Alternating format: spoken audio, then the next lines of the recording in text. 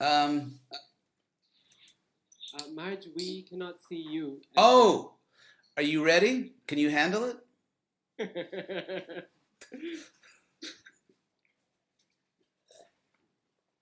So it's my pleasure and privilege to introduce Hridayananda das Goswami, Dr. Howard J. Resnick, a distinguished teacher of the ancient Bhakti Yoga tradition of India, has taught, written, and taught for over 40 years throughout the world. Most notably, he is the first Westerner in history to successfully translate and comment upon the canonical Bhagavata Purana from within the tradition. Dr. Resnick received his PhD in Sanskrit and Indian Studies from Harvard University. As a visiting scholar at UCLA, the Graduate Theological Union, and the University of Florida, Dr. Resnick, or Hridayananda Goswami, is specialized in teaching the history of philosophy and religion within South Asia. He has also published articles with such institutions as Harvard, Columbia, and the University of California.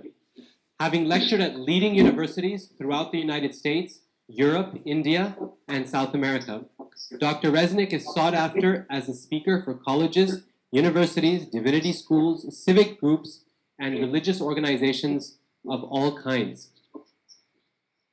Fluent in 7 languages, that's English, Spanish, Portuguese, Italian, French, German, and Sanskrit. Dr. Resnick recently completed translations of the first canto of the Bhagavata Purana. He is now working on a 3-part historical novel based on the great Indian epic, the Mahabharata, and has recently published a comprehensive guide to the Bhagavad Gita with literal translation. We are indeed very privileged to have Maharaj with us this morning and afternoon for him here in Houston. Please welcome him with a warm round of applause.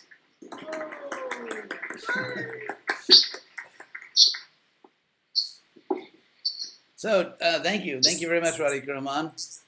I almost started to believe all that. So, should I begin now? Yes, Maj. We will mute the microphone here so there's no disturbance. So you won't be able to hear audience laughter or responses. But hopefully you can see something of the audience here. We have devotees from all over North America present. Okay, so just hold up a laugh sign so I'll know that you get my jokes.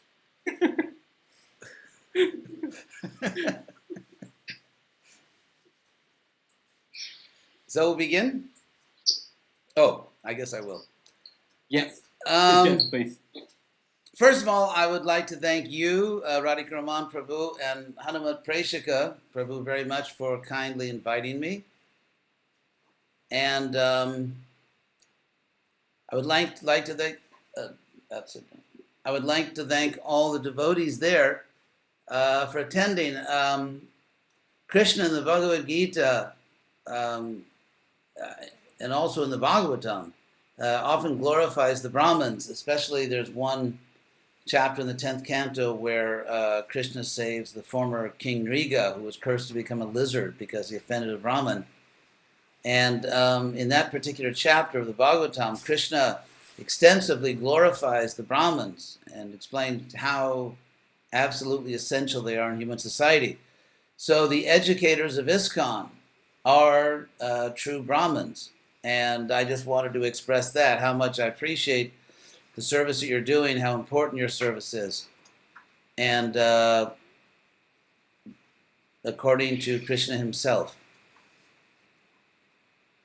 So, I made a few notes. As I'm engaged right now in a sort of a particularly polemical period of my life, trying to argue in favor of certain things that I feel are absolutely essential for ISKCON, but I'll try to be nice here today. And I made a few notes. Basically, the things I want to talk about are the role of education in ISKCON, and of course we have to understand something about ISKCON and what ISKCON. I mean, we all know what ISKCON is in one sense, but what is ISKCON today? What is the role of education in ISKCON? and what should be the role of education in ISKCON, and how you get from point A to point B. How does education become what it must be, what it's supposed to be, what Prabhupada wanted it to be in ISKCON? So I'll begin. Education, let's say understood as everything from K to PhD, education in ISKCON is, I think, dangerously underemphasized in ISKCON. I'm going to speak very straightforwardly because you're all adults. And I think ISKCON is dangerously undervalued in ISKCON. Not only in the sense that for every good school we probably have about 20 big temples or more. But also in the sense that knowledge itself, the importance of being a rational human being, the importance of being a rational Vaishnava, the importance of taking seriously Prabhupada's statement that we must have religion and philosophy together. All those things, I think, are somewhat in danger in ISKCON. So I will trace what I think the roots are. I know that Hridayananda das Goswami, who spoke Thursday, unlike me, is a very nice person. And I mean, Hridayananda das Goswami, he's a perfect gentleman and very humble. I can't really claim that I'm humble, but he made a lot of these points. I'm going to make some similar points about the undervaluing of education in ISKCON. I want to try to find out what the roots are. And where does this really come from? Why is this going on? Why does ISKCON build 20 or 30 big temples with elaborate, opulent rituals and worship for every school it builds? Even though Prabhupada said that he came to the West to put a head on the society, he came to recreate a class of Brahmins. As we know, the functions of Brahmins are yajan, yajan, patan, patan. They worship, they teach others to worship, they study, and they teach others to study and to learn.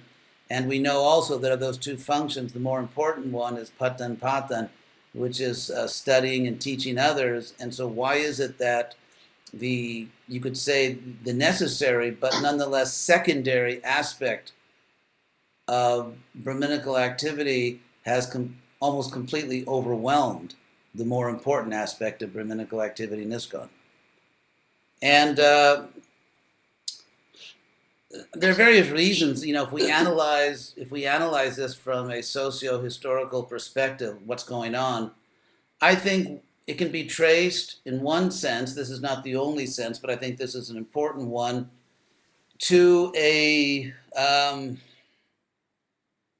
mythological and I would say